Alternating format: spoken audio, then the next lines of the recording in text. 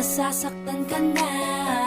Bakit hindi mo ba makitang eto lang ako? Handang gawin lahat basta ikakasaya mo. Hindi ka tulad niya, di ka mabigyan ng konting halaga. Ngunit bakit di mo pa rin magawa na iwan siya?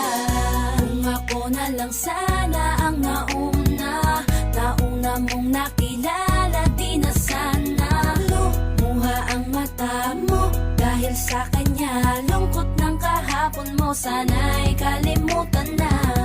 Pakinggan mo naman at pagbigyan, dahil di ko na kaya na masdan na nahihirapan ka. Nandito naman ako.